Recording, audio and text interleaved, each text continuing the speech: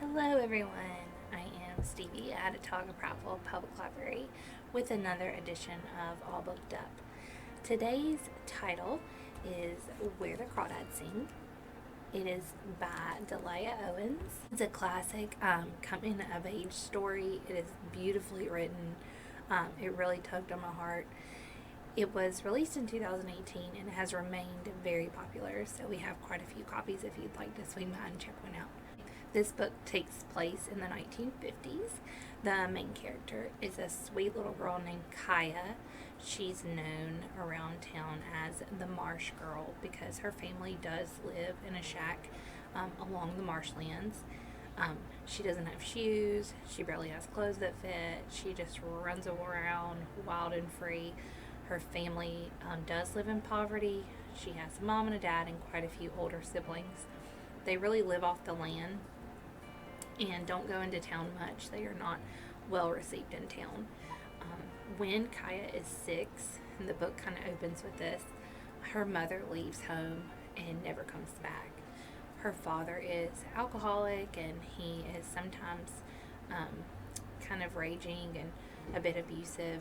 So slowly, her older siblings, one by one, also leave home. They seem to be eager to get away from her dad. Okay, so by the age 10, Kaya is left alone. She has to learn to do what most adults have to do in their 20s. She has to figure out how to cook, what to cook, where to buy things to cook, how to fish, how to bathe herself, take care of herself, clean her house, take care of all her father's needs when he wanders back home. It broke my heart to just hear how this sweet little girl was alone, and you know that she's lonely and you know that she misses her mom. She's always looking for her mom to come back, and what that must have done to her psyche and just how she could possibly be living and taking care of herself at such a young age. But she's smart and she's clever. As she learns to fend for herself, you just root for her. You want her to be successful because she's doing it on her own. She is a scared little girl, though, and you hear that through the author. So a young man named Tate kind of enters the scene. He is a former friend of one of her brothers who has left home. He decides to teach Kaya how to read and write, and she kind of helps him identify birds and plants and whatnot, like environmental things throughout the marsh, since that's the only world she knows, and they kind of work together. So he uses her environment and what she knows to kind of help her broaden her horizons and be able to become a reader and a writer. So we see a little glimpse of happiness there. He spends a lot of time with her. You kind of feel that she's maybe in love with him or infatuated with him. He is a wonderful friend to her, but he does also end up leaving her to go to college. So we enter a second male. This young man is named Chase. He's very popular in town. I think he's a football hero, very handsome, probably cunning and conniving.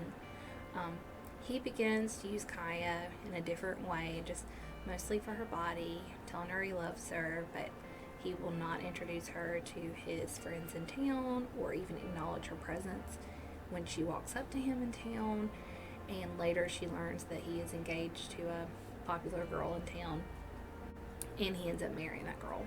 So fast forward, it's late 1969.